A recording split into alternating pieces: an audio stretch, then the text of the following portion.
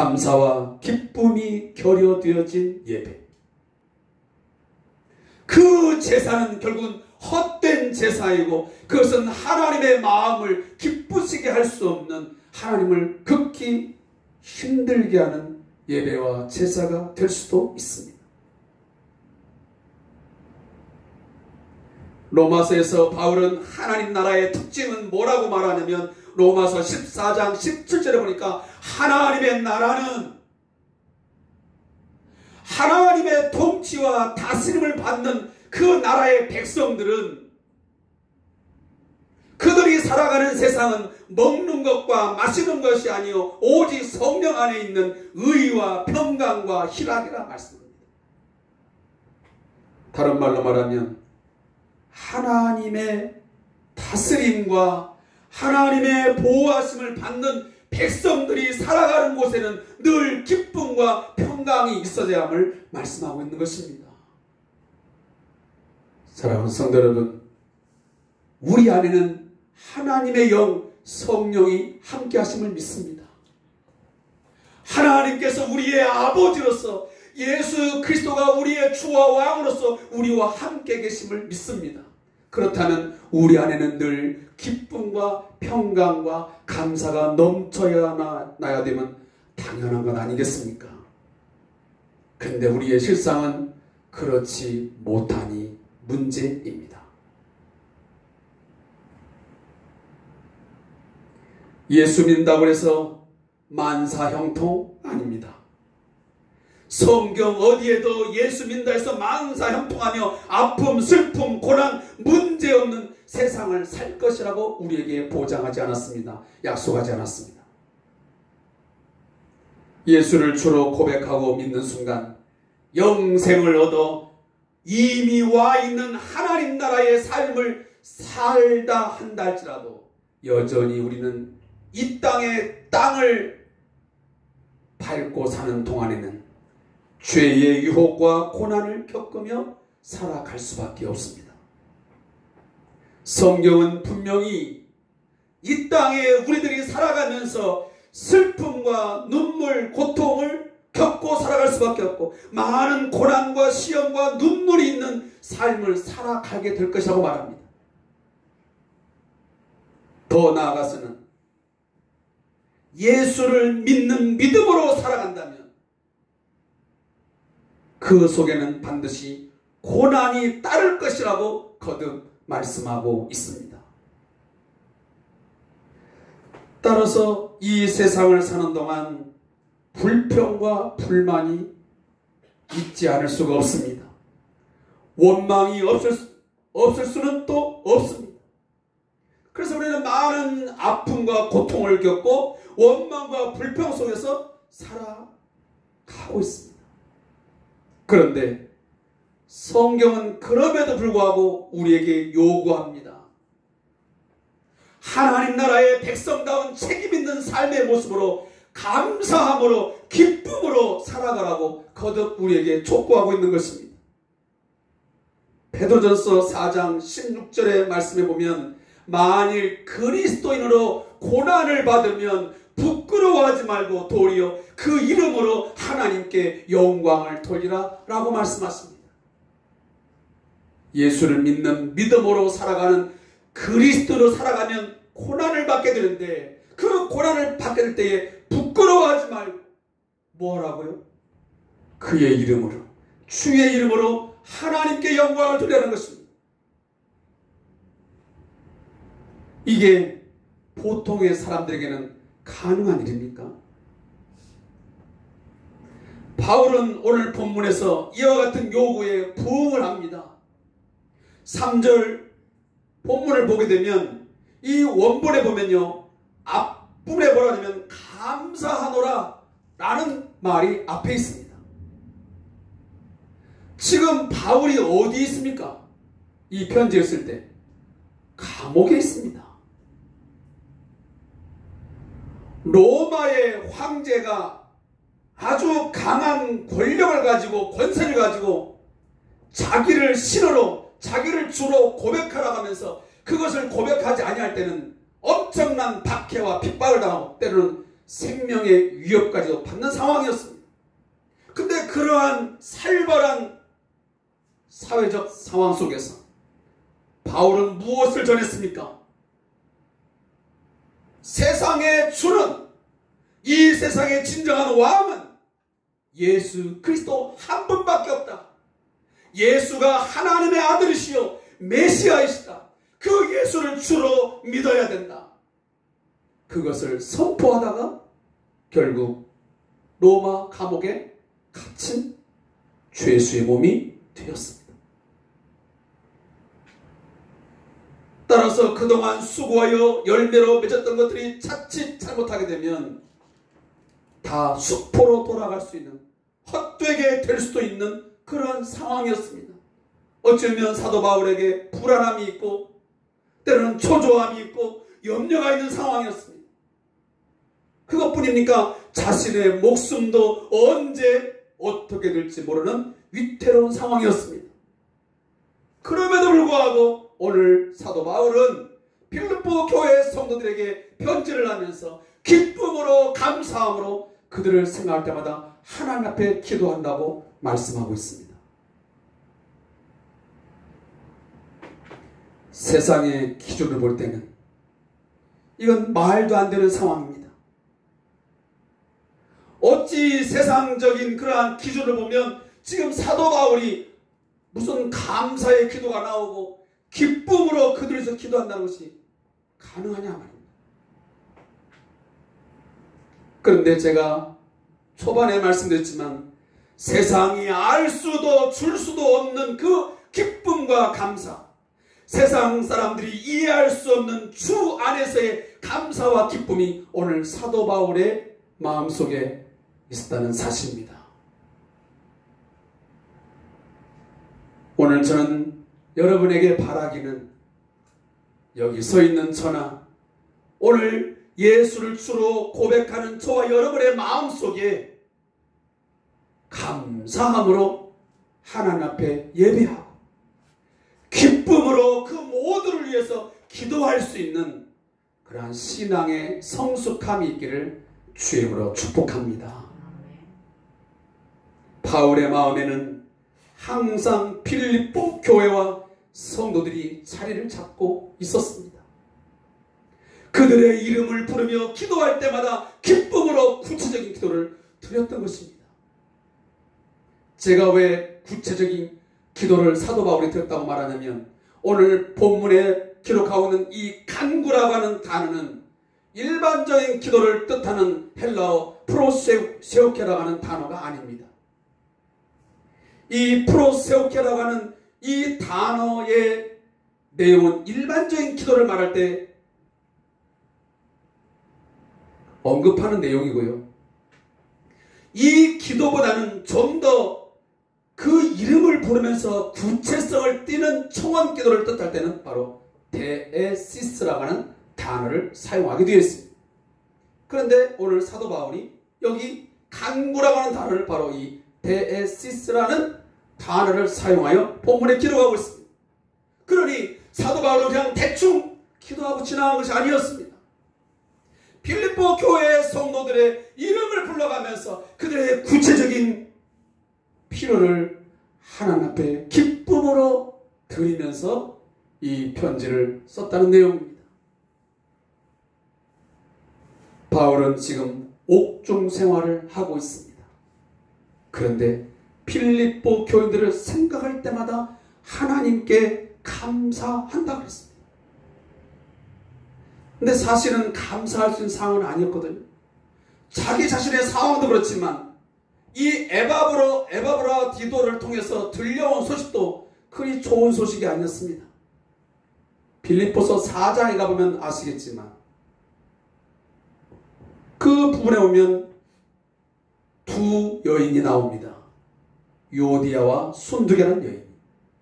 이 두 여인은 그 당시 빌립보 교회의 여성으로서의 상당히 리더 그룹에 속한 자였습니다. 근데 그들이 교회의 일치와 화합을 위해서 힘써야 되는데 무슨 이유인지는 구체적으로 써있지 않지만 그들 때문에 교회가 분열되어지고 교회가 심한 몸살을 앓고 있다는 소식이 들려오게 된 것입니다.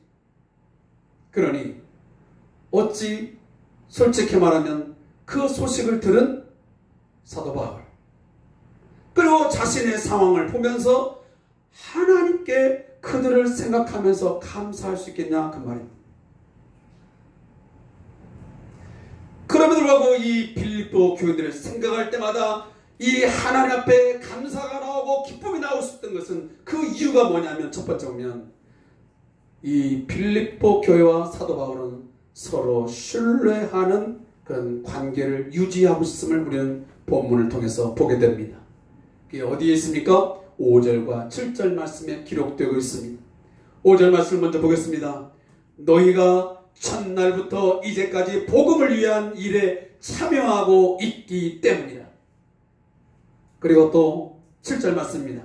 내가 너희 무리를 위하여 이와 같이 생각하는 것이 마땅하니 이는 너희가 내 마음에 있음이며 나의 매임과 복음을 변명함과 확정함에 너희가 다 나와 함께 은혜에 참여한 자가 됨이라고 했습니다.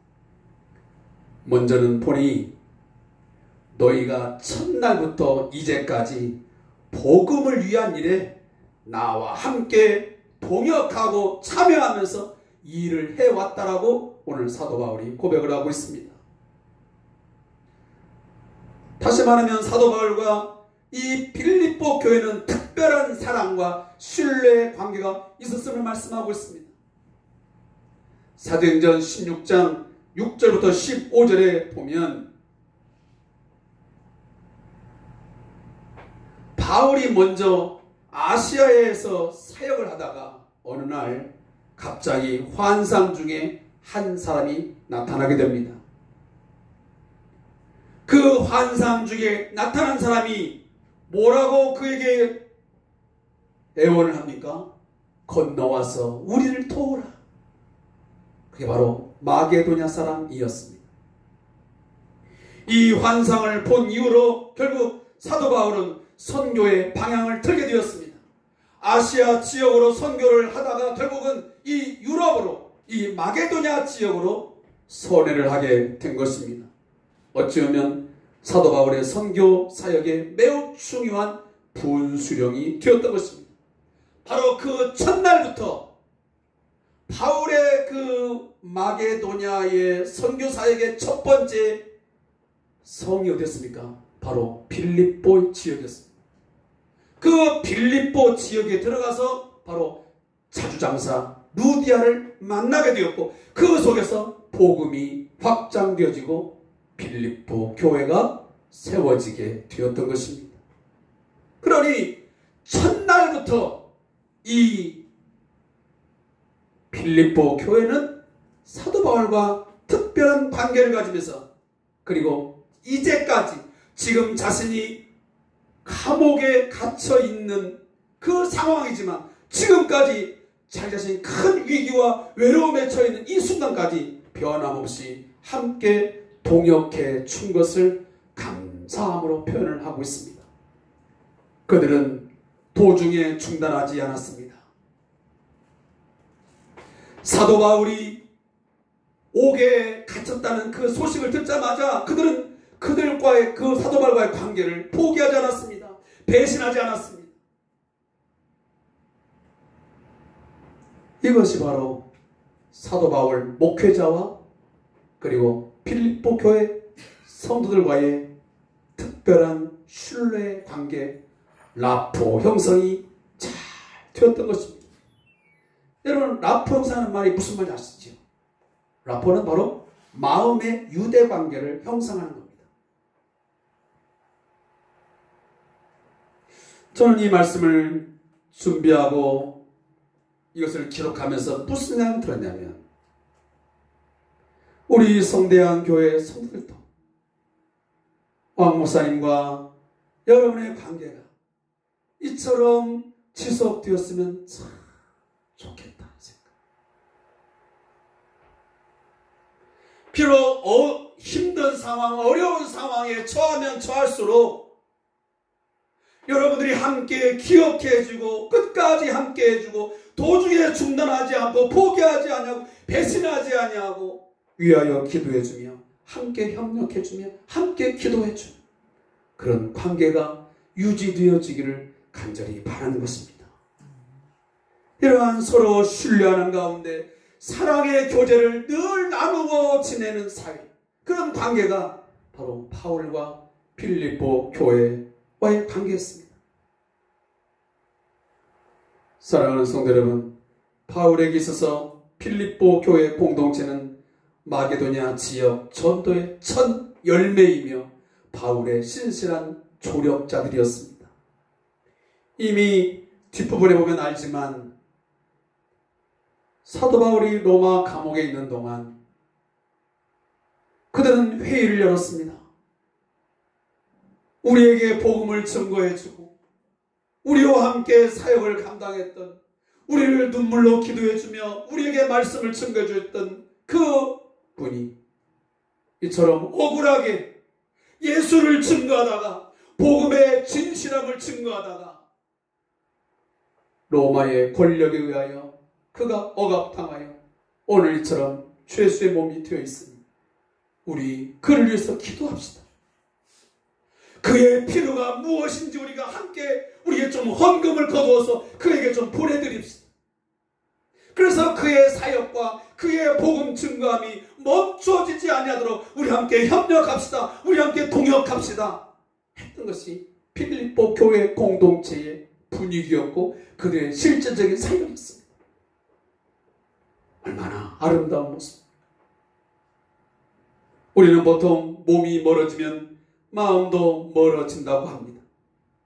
그러나 그리스도 안에서 맺어진 바울과 빌립보 교회 성도들 간의 그 목양관계는 오히려 서로를 위해서 감사와 기쁨으로 더 기도하게 만들었고 사랑의 교제를 더 깊이 하는 관계로 만들어갔던 것입니다. 이러한 모습이 우리 성대한 교회에도 꼭 있어지기를 주의 이름으로 부탁합니다. 그들은 바울이 로마에서 옥살이를 하고 있음에도 알고도 신앙이 흔들리지 않았습니다. 오히려 더 그를 위해서 염려하고 그를 위해서 더 신뢰하고 더 협력하고 기도했습니다. 오히려 바울의 투옥은 바울을 위해 복음을 위한 것이기에 바울로 인해서 로마에도 그리스도의 복음이 확고히 세워지도록 기도로 협력했던 교회가 바로 빌립보 교회였습니다. 하나님의 은혜의 복음이 증거되는 일에 이 빌립보 교회가 적극적으로 사도 바울을 돕고 하나님의 선한 일에 협력했던 것입니다. 오늘날도 많은 성도가 열심히 신앙생활에 힘쓰고 교회와 목회자의 복음사에게 힘써 동역을 하고 있습니다. 우리 성도들도 한 사람도 낙오됨이 없이 한 사람도 소외됨이 없이 모두가 주님 오시는 그날까지 믿음에 흔들리지 않고 견고하게 세워져서 그리스도의 복음 사역을 위해서 힘써 참여하고 동역함으로 말미암아 감사와 기쁨이 넘치는 복된 성도 되시기를 주님으로 축복합니다. 첫날부터 이제까지 우리가 너무 많이 들었던 우리 민족에 대한 아주 좋지 못한 부정적인 단어가 있습니다. 그것은 바로 냄비 근성이라는 것입니다. 냄비 근성처럼 일을 하고 냄비 근성처럼 사람과의 관계를 맺습니다. 처음에는 모든 것을 다 퍼부어 죽을 것처럼 행합니다. 그리고 혼신을 다해서 그 일에 정열을 쏟았습니다. 그러나 시간이 흐르면 용두사미가 되어버립니다. 언제 냄비가 끓었냐는 듯이 확 식어버리기 일쑤입니다. 신앙생활도 교회생활도 교회 봉사도 선교사역도 성도 간의 교제와 협력도 다 거의 마찬가지입니다. 조금만 여유가 생기면 조금만 서운하면 돌아서 때로는 뭔가 득이 되면 함께 했다가 신익이 없어 보이면 배신하거나 돌아서는 일이 교회 안에도 비일비재합니다. 안타깝지만 요즘처럼 인간관계 맺기가 어려운 때가 어디 있습니까? 과거 우리나라 1960년, 70년, 80년대까지만 해도 이처럼 인간관계는 이러지 않았습니다. 우리의 이웃관계가 이러지 않았습니다. 그러나 요즘은 살벌합니다. 그리고 묻고 따지는 게 얼마나 많은지 모릅니다.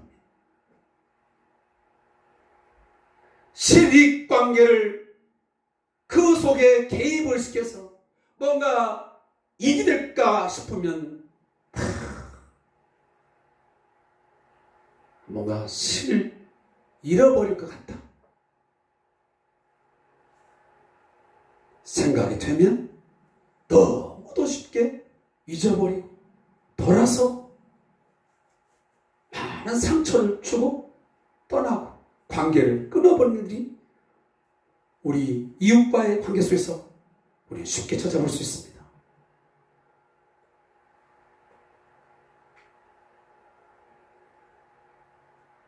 너무도 쉽게 배신하고 배반하며 돌아서고 관계를 끊어버리는 시대. 서로의 마음이 뭔가 가까이 가기에는 너무 멀게 있는 이런 관계. 다시 한번 돌아보는 계기가 되기를 소원합니다. 오늘 저와 여러분 이 말씀을 이렇게 묵상하는 이유는 바로 그런 것입니다. 오늘 이 시대는 이렇게 인간관계를 맺고 살아가지만 그 집단이, 그 공동체가 만들어져 가고 있지만 우리 교회 공동체는, 우리의 신앙 공동체는 그러서는 안 된다는 것을 제가 말씀드리기 위해서 이 말씀을 선포하는 것입니다.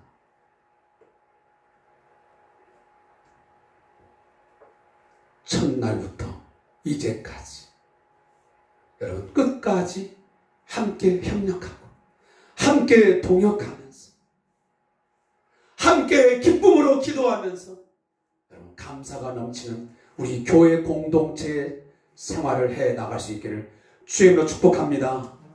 7절 말씀해 봅니다. 내가 너희 무리를 이와 같이 생각하시 마땅하니 이는 너희가 내 마음에 있음이며 그랬습니다. 이 말씀이 중요합니다. 너희 무리를 이같이 생각하시 마땅하니 왜 그러냐? 너희가 내 마음에 있다 그랬습니다.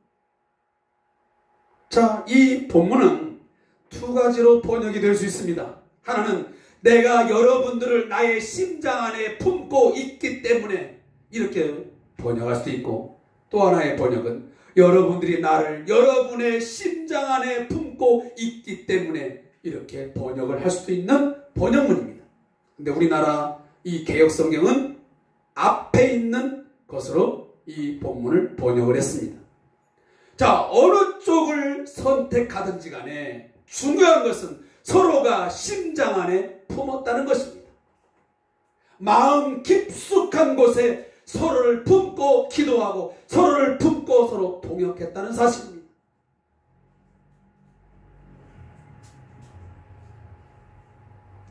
그래 여기 보면 무리, 너희가 다, 이 무리라는 표현 또 다라는 표현이 강조되어 있습니다. 이것은 무슨 의미입니까?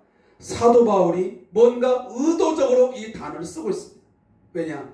빌립보 교회 안에 지금 내부적인 분열로 인해서, 분쟁으로 인해서 지금 뭔가 분열이 나고 있습니다. 그러니까 오늘 사도 바울이 너희들을 위해서 기도하는데 누구는 제외하고 누구는 빼고 그것이 아니고 너희 모두를 내 마음에 품고 기도하고 있다. 그리고 너희 모두가 전부 다 나를 너희 가슴에, 너희 심장에 품고 내가 기도하는 줄 안다. 그렇기 때문에 내가 이렇게 내가 하나님께 감사할 수 있는 것이고 내 마음에 기쁨이 있어 너희를 위해서 기도할 수 있는 것이다 라고 말하고 있는 것입니다. 사실 목회자는 세상의 어떤 조건, 어떤 것보다 성도들의 잘된, 우리 지체 한 사람 한 사람이 믿음으로 성장하고 성숙해 갈 때에 최고의 감사와 기쁨이 넘쳐나게 되는 것입니다. 이건 솔직한 표현입니다. 우리 성도들의 어떤 삶의 현장에서 그 무엇들이 문제들이 해결되어지고 또 그 문제 속에서 살아가지만 믿음을 지키고 강한 믿음 그리고 담대한 믿음으로 서갈 때 그것을 듣고 그것을 볼 때 목회자에게는 가장 큰 감사와 기쁨이 있게 되는 것이지요.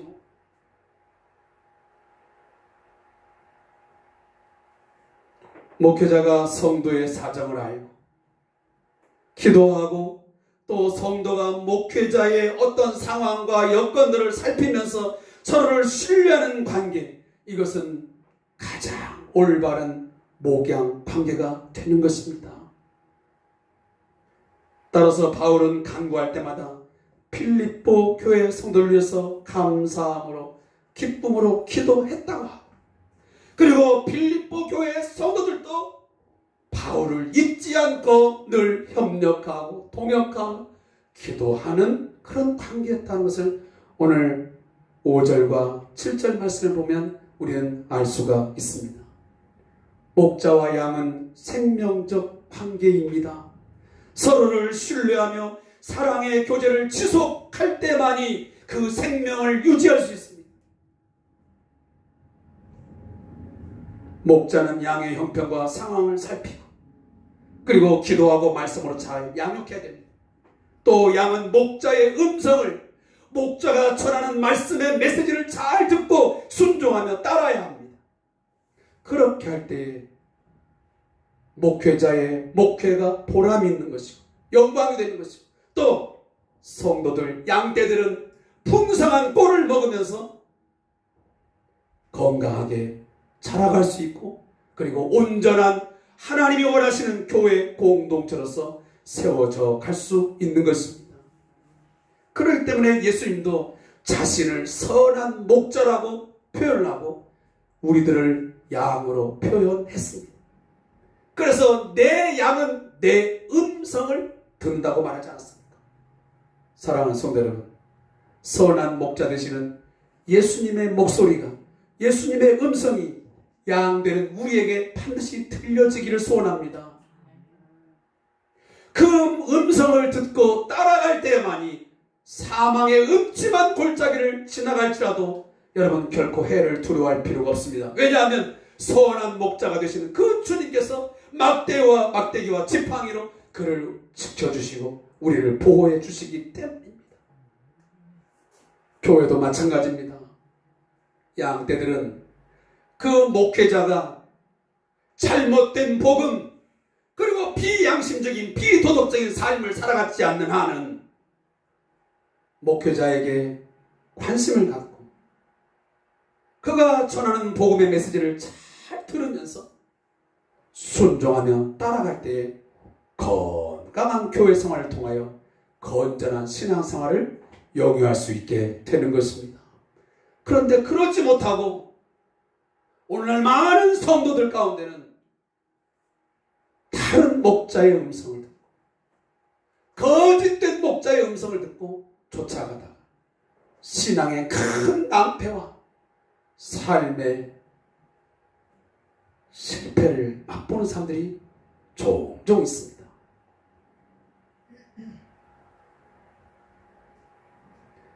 오늘 저는 이 말씀을 묵상하면서 저의 목회를 다시 한번 돌아보게 되었습니다.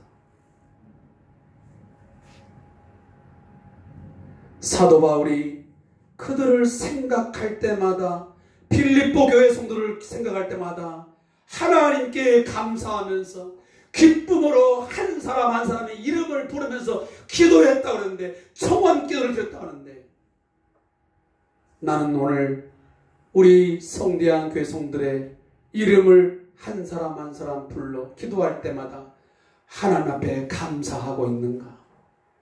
내가 기쁨으로 그들을 위해서 구체적으로 내가 기도하고 있는 것인가 하는 것을 돌아보게 되는 것입니다. 저는 사실 그런 부분에서 너무도 부족함이 있다는 것을 솔직하게 늘 말씀을 드리면서 매우 죄송하고 미안하다는 말씀을 여러분에게 드리는 것입니다. 그래서 올바른 목표에 대한, 건강한 목표에 대한, 행복한 목표에 대한 갈등과 고민을 참 많이 하는 목사 중에 한 사람입니다. 성도는 단순히 교회에서 예배와 헌금의 의무를 다한 것으로 만족해서는 안 됩니다. 목회자와 목회자 방향을 공유하고 함께 기도하며 복음사에게 협력해야 됩니다. 그런 부분에서 우리 성대한 교회의 성도들은 제가 하고 있는 목회적인 방향을 얼마나 공유하고 있고 함께 기도하면서 복음사에게 함께 협력하고 있는가?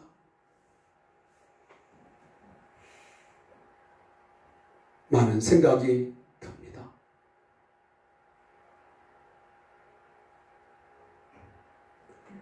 우리 성도들 서로 지체간에 서로의 마음을 공유하고 서로의 마음을 나누면서 함께 이 사역들을, 교회의 사역들을, 복음 사역을 동역해야 되는데 그 동역자로서 함께 하나님이 거하실 처소로 세워가면서 감사와 기쁨이 넘치는 신앙생활, 교회 생활을 우리가 지금 하고 있는 것인가 하는 질문을 서로가 던지고 싶은 것입니다. 빌립보 교회가 적극적으로 바울의 복음사역의 방향과 목적을 공유하면서 동역할 때 감사와 기쁨이 넘쳤습니다. 그리고 사도 바울도 빌립보 교회를 마음에 품고 심장에 품고 기도하면서 감사와 기쁨으로 사역을 감당했습니다. 우리 성대한 교회 공동체 안에 함께 주와 복음을 위해 동역이 이루어져서 참된 감사와 기쁨이 있기를 소원합니다. 코로나19 팬데믹 상황 속에서 가장 염려가 되는 부분이 바로 이것입니다. 함께하는 시간, 함께 공간이 만들어져 가면서 함께 얼굴을 대하면서 기도할 수 있는 시간이 너무도 적습니다. 줄어만 가고 있습니다. 공동체성, 동역의 기쁨이 약화되지 아니 아예 사라져 가고 있습니다. 이미 저와 함께 대화를 나누고 만난 지 지금 1년 이상이 넘은 분도 많습니다. 제가 지금 1년 반 이상을 얼굴 한 번을 보지 못하고 제대로 통화 한 번 하지 못하고 지내고 있는 저의 양무리들이 있습니다.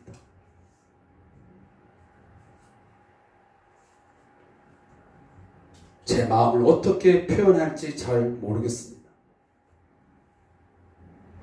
그것뿐이겠습니까? 여러분들 성도와 성도들 간에도 지금 아마 그런 상황이 있는 경우가 많습니다.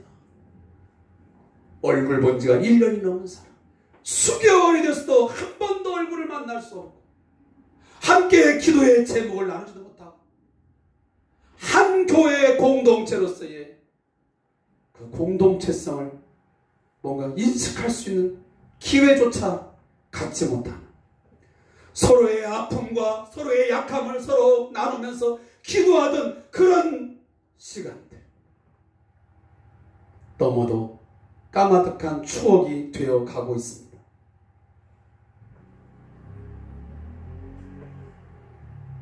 마지막으로 사도 바울의 또 하나의 감사와 기쁨의 근원은 뭐냐면 하나님의 구원에 대한 확신이었습니다. 빌립보 교회를 향한 사도 바울이 왜 그토록 하나님께 감사하며 왜 기쁨으로 기도할 수 있었느냐? 그것은 바로 6절 말씀이었습니다. 착한 일을 시작하신 그 하나님께서 그리스도 예수의 날까지, 예수님이 다시 오셔서 재림하셔서 심판하시는 최후의 날까지 그 구원을 완성하시고 그 구원을 완벽하게 이루실 줄을 확신했기 때문에 그는 감사할 수 있었고 기쁨으로 기도할 수 있었다는 사실입니다. 이 말씀에 대한 구체적인 내용은 다음 주에 연속하도록 하겠습니다. 기도하겠습니다.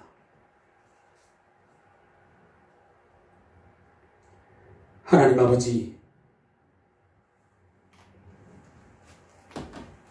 우리 안에 진정한 감사와 기쁨이 회복되어지기를 원합니다. 세상이 알 수도 없고 세상이 줄 수도 없고 세상은 이해할 수도 없는 진정한 하나님을 향한 감사와 기쁨이 우리 안에 넘쳐나기를 소원합니다. 세상 사람들은 지금의 우리의 이 상황을 보면서 원망과 불평과 짜증과 많은 스트레스로 인하여 절망하고 있지만 이 사망의 음침한 골짜기를 지나가는 듯한 이 코로나19의 상황들, 이 상황 속에서 오늘 사도 바울이 가졌던 그 진정한 감사와 기쁨의 기도가 우리 안에 있게 해 주시옵소서. 목회자와 성도, 성도와 목회자와의 이 관계가 냄비 관계가 되지 않게 하시고 세상적인 관계가 되지 않게 하시고 서로 그리스도 안에서 심장에 품고 서로 아픔과 기쁨을 공유하면서 함께 기도하면서 아름다운 생명의 공동체, 바로 그 공동체성을 더 유지하고 더 발전시켜 나갈 수 있는 하나님의 영광이 가득한, 사랑이 가득한 그런 우리 성대한 교회 이뤄가게 해 주시옵소서. 감사함이 예수님의 이름으로 기도합니다. 아멘. 전송한 436장 4절 보시고 예배를 마치겠습니다.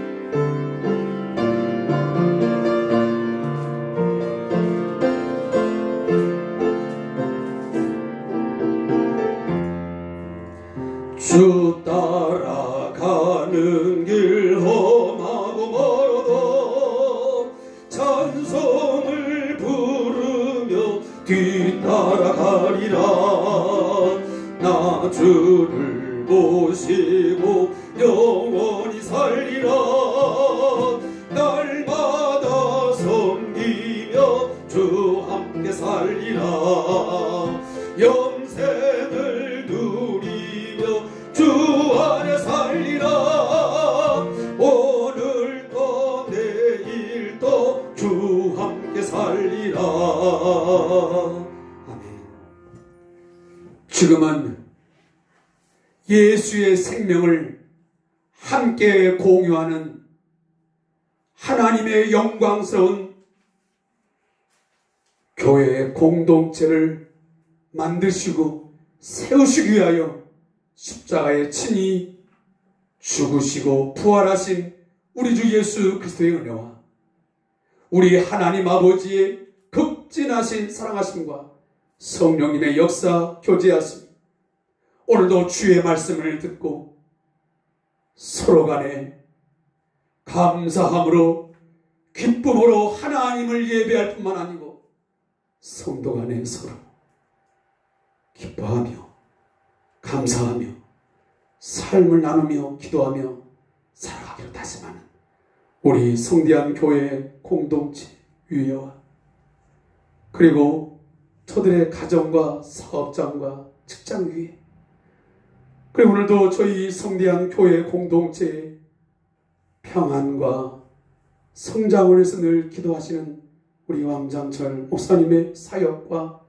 그의 영위, 그리고 우리 박상호 선교사님의 사역 위에 이 나라 이 민족 위에 영원토록 함께 있을지어다. 아멘. 은혜 감사합니다. 주님의 마음에서 믿음으로 살아가는 줄 되게 해주시옵소서.